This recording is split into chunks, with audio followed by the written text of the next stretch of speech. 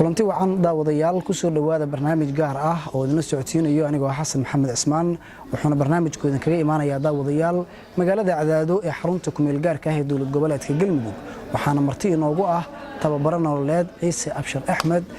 mudane ku soo dhawaaw telefishinka Somali News wadhawa Xasan aad u maasanta waa tahay Ciise Abshir Axmed waa tababaro nololeed marka ugu horeyn تاريخ هذا كومن وكما عيسى بسم الله الرحمن الرحيم الحمد لله رب العالمين ثم الصلاة والسلام على أشرف الأنبياء والمرسلين سيدنا ونبينا محمد وعلى آله وصحبه وسلم وبعد رب اشرح لي صدري ويسر لي أمري واحلل عقدة من لساني يفقه قولي السلام عليكم ورحمة الله وبركاته أنت كدي مقعي واحد هذا عيسى أبشر أحمد عيسى أبشر أحمد وحنا هاي تبرع هرمرين تآدمها مدكس وشقيني waxaan wax ku soo bartay oo aan ka imid dalka Suudaan oo aan ku noolaa muddo 2 sano bachelorkii masterkii Suudaan aan ku soo qaatay bachelorkii wuxuu ahaa computer qaybila IS ama information system halka masterkii uu ahaa BA human resource management sidoo kale waxaan tababare ka shaqeeyay horumarinta aadamaha ee muddo aan ka soo shaqeynayay magaalada Khartoum garan dalka Suudaan waxaan aad u tababare jiray dhalinyarada Soomaaliyeed inta kadib waxaan u soo wareegay magaalada Muqdisho 2016 bisha afraad waxaan ka bilaabay tababaro xarumo gaar loo leeyahay iyo jaamacaadka waddanka meel ugu badan wax ka jeediyay jaamacaadka ugu badan sida jaamacadda Al-Hikma Modern jaamacadda Simad iyo jaamacadaha qaar wax ka dhigi jiray sidoo kale waxaan barnaamij ku lahaa jaamacadda Goobjoog oo soo gali jiray maalmo sabti la jiray horumarinta dhalinyarada oo muddo sanad socday oo aan dareemay runtii bulshaduna wax badan ka faa'iideen waxaan sidoo kale tababar ka soo bixiyay Hargeysa ilaa Boorame oo aan iyada lafteeda u tagay bulshadii deganeed inaan tababar la wadaago waxaan sidoo kale hadda aan u imid muddo ka hor 2 bilood magaalada Cadaado oo hadda aan joogo tababaro aan siinayay arday iyo macallimiin iyo guud bulshada wali tababaradii waan wadaa qoraalada waan sameeyaa ku saabsan horumarinta aadamaha haddana waadan Cadaado ayaan joogaa oo waxaan la shaqeeyaa iskuul la yiraahdo Umar Faaruq ee aan ka maamulay waxaan kala shaqeeyaa jaamacadda Simad waa tahay ustaad waxaad baratay arrimahaasi ku saabsan human resource oo kala master ah baajkii oo computer ah marka maxaa kugu dhaliyay in aad u istaagto shaqadan ah dhiirigelinta iyo tababaridda aad waa su'aal aad wanaagsan xasanaad ma san tahay anigu yaraanteedii markaan leeyahay marxaladii aan soo maray ardaynimo qofku waxa la yaabaa hadba inuu shay uu jecel yahay inuu ogaado oo iktishaafo uu raadiyo intii aan joogay Suudaan waxyaabo badan aan baarayay waxyaabaha aan aad ugu fiicanahay waxyaabaha aan ku dheereey sameeyntooda kale aan muddo raadinay waxaan aad u jeclaa inaan wax ka akhriyo culumta la xiriirta horumarinta aadamaha kutubaan bilaabay aan muddo akhrinayay kadib waxaan dareemay awooddaas ugu jirta inaan bulshada uga faa'iideeyo inaan awood u leeyahay tusaalhaan bulshada inaan ka hor hadlo inaan awood u leeyahay inaan wax soo diyaariyo si sax u gudbiyo inaan awood u leeyahay inaan tajaarubtii iyo waxba la sameeyay aniga lafteedu aan tijaab u sameeyo taamar waxa ugu dhaliday waxaan kaloo dareemayay bulshooyinku markaad qurbaha joogto inaad aragto dad wax badan kaga duwan bulshadeena ama in ka hormarsan meel badan haddaba waxaas wanaagaas sidaad u gudbi kartaa bulshadaada u gaarsiin kartaa risaalada sida ayaa ugu dhaliday marka inaan tababare inaan noqdo bulshadana aan gaarsiiyo risaalada waa tahay mudane Ciise Abshir si rasmi ah goormaad u bilowday howlahan tababaridda aad iyo aad tababarka waxaan bilaabay 2012 magaalada Khartoum ee dalka Suudaan waxa inta badan Suudaan ugu fiicanto ka jira xarumo badan oo tababareed ee bulshada lagu tababaro waxaan ku biiray xarumahaas qaybo kamid ah muddo tababar ka qaadanayay 2013 ayaan waxaan qaatay shahaadada TOT ama Training of Trainers oo loo ogolaanayo qofka qaata inuu dadka ama bulshada u tababari karo muddo 50 saacadood ayaa halbeega caalamiyan u yahay inaad qaato 50 saacadood wax ka dambeeya inaad lagu fasaxo shahaado inaad qaato inaad bulshada tababar karto halka ayaan ka soo bilaabay halgankii ah tababarka garan waxaan aad u tababar jiray dhalinyaradii Soomaaliyeed ee marka waddanka joogtay ama qaarkii ku cusbay waddanka ma jiray si uu yaraan u furno iftiin aan ugu furno ama indhaha aan ugu furno ardayda cusub ee aan aqoon qaabka wax u baranayaan qaabka wax u akhrinayaan qaabka dadka loo dhaqmayaan ayaan waxaan jeey jirnay qaab ay wax u baran karaan oo sahlan inaan marsiino khadkood waa tahay hawshan tababaridda ah iyo sidoo kale dhiirigelinta aadanaha waa wax inta badan dalka Soomaaliya ku cusub aan leeyahay karnaa marka ka waran la qabsiga dadka Soomaaliyeed markii ugu horeysay ee aad lagjar ka horjeediso kale iyo qaabkoodu sida uu ahaa su'aalaad wanaagsan marka aad eegto bulshadu sida dabiiciga markii wax bilowdaanba wax kasto bilow ah caqabadaha ka hor imaha inta badan yihiin bulshadeenu dhiirigelinta marka la yiraahdo aad ugu wanaagsaneen marka meel badan laga fiiriyo mana nagula tarabiyanba caqabadaha qaar ka hor imaanay way jiraan in dadku aysan fahmin xataa marka qaar waxa aad sheegdo kale waxa la sheegay ay u baahan yihiin dulqaad qofka laftiisa wax jeedinaya asaga dulqaad fara badan u baahan si uu ula qabsado dadka wax jeedinayo runtii Suudaan oo kale arday joogtay way ka furfurnaan in badan dadka wadankan ku arkay oo ardays maadaama u badnaan dad wax baranaya oo jaamacaadka ku jira oo bulsho kala duwan la dhaqmaya xogaa in wax la fahamsiyo way sahlanay laakiin marka dalka ku soo laabtay aan bulshada caadiga la hadlay waxaan dareemayay in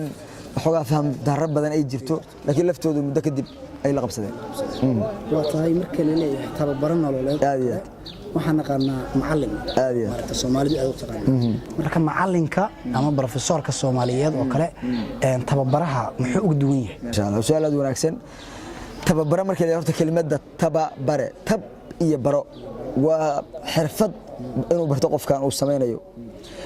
tababarkana waxyaabaha uu kaga duwan yahay aqoonta caadiga waxa kamid ah tababarku wuxuu ku siinayaa xirfad ama skill aad waxan ku sameey karto tusaale ahaan haddii lagu baro qaabka dadka loogu hadlo waxa laga yaabaa tijaabo in lagu sameeyo in la istaag meeshan istaag qaabkan u soco hadalkaaga ha codkan control kuwa waxaas marka aad kasbanayso waa xirfad go'aan qaadashadii lagu baray mushkiladii qaabka loo xalliyo lagu baray idan waxay ku sahlaysaa inaad noqoto qof isku filan waxaan sameey kara aqoonta caadiga waa laga yaabaa in lagu daldalo macallinka kugu shubo mid kale tababaru wuxuu kaga duwan yahay macallimka tababaruhu wuxuu garanayaa dadka uu la tacaamulay kala duwanaanshuhooda dadka waxa kamid qof yaab indhaha inuu soo fiirinayo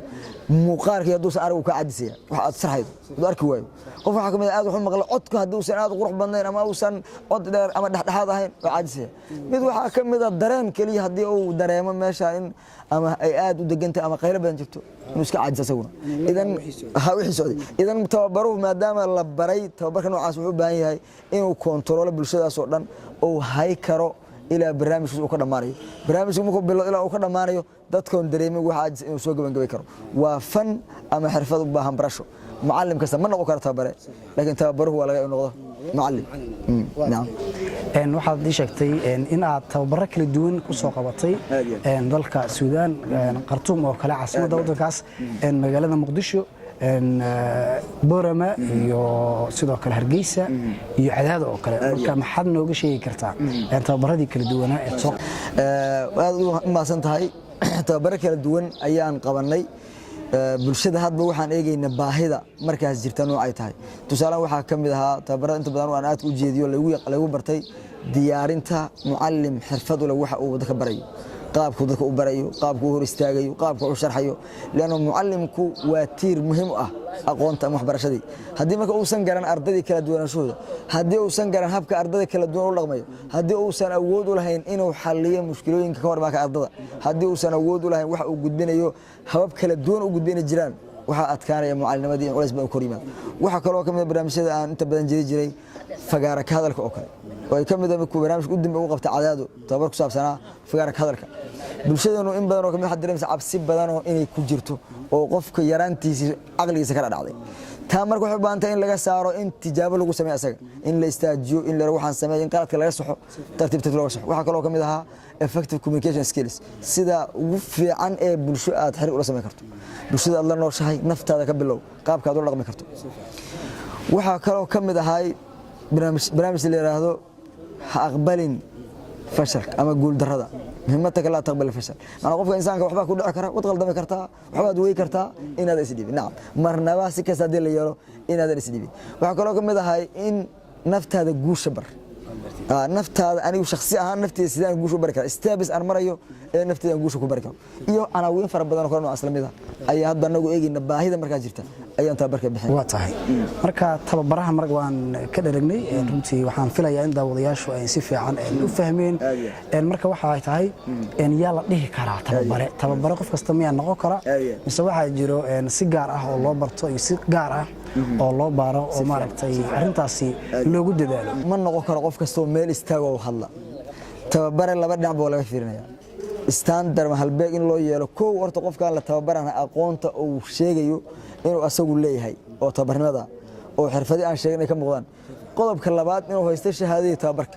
xaruntii uu ka qaatay iyo meeshii uu ka soo qaatay inuu shahaado rasmi ah waliba shahaadadan TOT Train of Trainers waa laga maarmaan u qaato qofka soo qaadan ma sheegi karo tababare waxay iska noqonaysaa magac asagoo la baxay waa gartay waxaa jira maqaal aad qortay oo ahaa dhacdada iyo fasirkeeda runtii waa maqaal cajiib ah marka maqaalkaasi muxuu diiradda saaraya maxaase gaar ah oo looga hadlaya dhacdada iyo fasirkeeda way kala duwan yihiin markaad eegto waa mid ka mid ah dhambaaladii aan hore u qoray ilaa in ka badan 100 iyo dhowr maqaal aan qoray oo ka hadlaya horumarinta aadamaha waxaa ka mid ahaa dhacdada iyo fasirkeeda waxaan kaga hadlay dhacda marka ay dhacdo fasir ay yeelanaysaa haddaba fasirkaas adigu aad u sameynayso ayaa ama ku farxad gelinaya ama ku niyad jabinaya tusaale ahaan biyahan aan soo dhaweynaba biyahan oo kale ayaa meeshaan halkaan saaray way dhaceen waa dhacdo hadday dhaceen fasira soo baxaya marka biyahan meesha saaritaankoodii inaan anigu u dan lahaa ama inaan meeshaan dhigay iyo inaan biyahan meeshaan dhigay laakiin ama dabayl riixda ama wax ku dhaceen wax kale ma kara waxa kale oo aan ku soo qaato waxa kamid ah in qof si wax u yiri inaad nasiib u faanto kale hadaloo ku yiri qaabad u fasirata qofka ku yiri sidaas aad tahay adiga waxaad u eegaysaa sidaan miyaan ahay dhanka kale ka eegaysaa negative ka fiirdo waxa xanaaqaysa marka halka dhanka wanaagsan ka eegta alla aad farxado qofka telefoonka waa ka qawwa waa laba qof oo isku mid isku dhacdo waa isku mid qof la inuu xanaaqa markii iyo telefoonka muxuu qofka aniga qabal leeyahay ama uu idan leeyahay oo telefoonka qabayn ama saas ama wuxuu damacsan yahay damacsan yahay alla mida qofka waxa la inuu yiraahdo isla dhacdadii qofka inuu telefoonka maqay dhac karto inuu xanuunsan dhac karto inuu silent ka dhac karto inuu sabab telefoonka ka fog dhac karto inuu dab wajar dhac karto haddaba markaan macnaheedu inuu isbedelaya marka qofku ma xanaaqaya marka idan dhacdada qaabka aad u fasirto ayaa macnaheedu ku saameynaya adiga macnuhu waa sidaas waa tahay waxaan aragnaa in dadka tababarayaasha ah ay yiraahdaan hal la kaco arurtii oo kale dhiirigelintii ka mid tahay tusaale ahaan in la yiraahdo dadaal badan ha sameeyo ardayda jaamacadaha kale markay la hadlayaan xilli hore ka sidaas sameey waxbarashada u dadaal marka tababaraha tusaale ahaan Ciise Abshir oo kale waa nooc jadwalkaaga xilliga aan shaqada lahayn oo kale waa xaafadda joogtid maalmaha bagaamada ah sidee u maaraysaa jadwalkaaga yoomiga ah waa arrin aad u wanaagsan oo qofku inuu goor hore ama xilli hore oo soo kaco waana xataa diiniyan iyo cilmiyan ba arrin ay muuqato qofka firfircoonaysa nashaadkiisa inay qayb weyn ay ku leedahay anigu inta badan markii aanan shaqo rasmi lahayn marbasi jadwalkaygu qofku waa insaan oo marba one way kuma socdo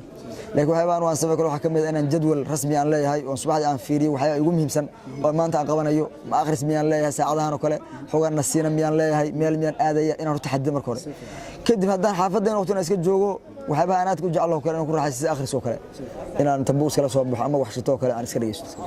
waqtiga markii la gaaro nasiina markii la gaaro kale nasto haddaan meel si aaday markaas hadda markaas sida ay tahay xaaladda aan ku wadaha waa tahay maxaa kugu yaabadnaa shaqadan ku guda jirtay dad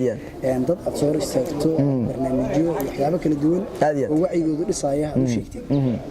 maxaa kugu yaabadnaa xilligaas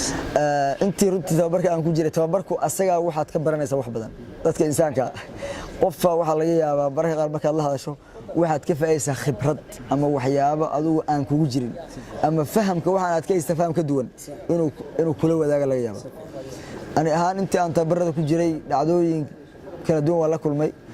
waxyaabihii aan la kulmay ama aad ii saameeyay waxa aan is leeyahay waxaas ama dib ku dhigaya ama xanuun aha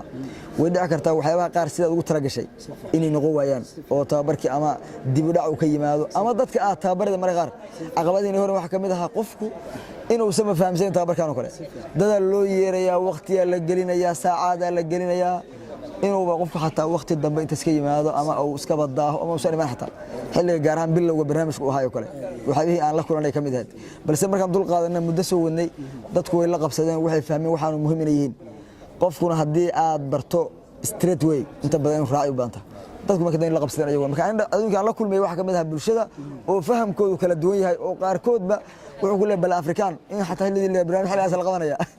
bal afrikaan waxay tahay hadan waa faham way war balan afrikaan uu leeyahay ma jirto goon yahay adiga maxaa ku dhacdo waqtiga ula shaweyd marka waxa aan la kulmay kamid ah dadka bulshada intaan tababaray xagga ilaalinta waqtiga inaan ku liidana bulshada gaar ahaan Soomaaliyeed waa tahay tababaridan waa korinta tusaalahan maskaxdii oo kale marka ma jirta qof intii aad hawshan ku jirtay kula yimaaday cilad ama baahi gaar ah oo saga haysata kadib qofkaasi aad ka daaweysay kadib maaragtay hawshiisii oo si nidaam ah oo u dhameystay si wanaagsan way jirtaa waana su'aal aad wanaagsan idaacada goobjoog intaan barnaamijka ku lahaa jiray dad fara badan ay weydiin jiray su'aalo nololeed la xiriira waxaa jiray gabar xataa xanuunsanayd xataa anigu waxaan bixiyaa istishaaraad ama talooyin dadkaad qofkii cillad mucayana nolosha ku soo wajahdo kale qof la yaab xilli ka mid ah wax ku dhacay aqligiisa inuu ku jiro kale u baahan ka saaritaan gabar waxaa jirtay hadda ka hor mar aan barnaamij noocaas istishaaraad aan u sameeyay xanuunsatay aqligeeda barnaamij ka dhacay oo ah waxaan lama yeeli karo waxaan ma sameey kartid iyo cabsi ku jirta muddo inaan waqti siiyey dhowr week ama usbuuc kadib inay gabadhii ku guuleystay barnaamijka aan rabnay ayna ka gudubtay nolosheedina si caadi ah ay ugu soo laabatay waxaan kaloo tijaabooyinka aan la kulmay kamid ahaa in arday maadada xisaabta ku adkaatay inuu maalin kamid arday goobjoog soo wacay uu yiri macallin xisaabtu noocaas ugu adkaatay tababaray waxaan fahmi waayay xisaabtu waxay noqotay maadadan ugu nacbaa maado aan qaato waxaan ku yiri tamriinkan sameeyay 7 maalmood soo socota inaad tira xisaabtu waa maadada aan ugu jecelahay maadada aan qaato maadada ka baxda maadada u jecelahay aqliga ku celiyo aan aqli hadda waxa ku jira folder waa nacbahay waan jecelahay ku bedel 7 maalmood oo xiriir sameey tamriinka noocaas intaadan seexanaminkii 5 daqiiqo oo kaliya marka soo toosana 5 daqiiqo ardaygaas wuxuu ku guuleystay barnaamijka wuxuu soo wacay maalinka toddobaad ee dambe barnaamijka Allah wuxuu ruustay waxaan ku guuleystay in maadada xisaabta ay noqoto maadada aan ugu jecelahay si fiican uga shaqeynay waliba waqti jawaabinkan kala kulmay oo bulshada waxtarkooda iyo dhacdooyin kale badan oo dad saas oo kale ayaguna xanuunsan oo fikrado qaldan iyo mashaakil haysatay nolosha aan ka gudbay ayaguna waa jiraan alxamdulillah ku guuleysanay daawadayaal intaasi waxaan ku ekeenaynaa barnaamijka gaarka ahaa ee idinkaga imaanayay magaalada Cadaado ee xarunta ku meel gaarka ah ee Galmudug anigoo Xasan Maxamed Cismaan ayaa daawadayaal idin la socodsiinayay barnaamijka waxa inoogu martay ahaa tababare nololeed Ciise Abshir Axmed mudane waad ku mahadsan tahay waqtiga qaaliga ah ee noo soo waa istaashay waqtiga ayaan ka sii badan aad u mahadsantahay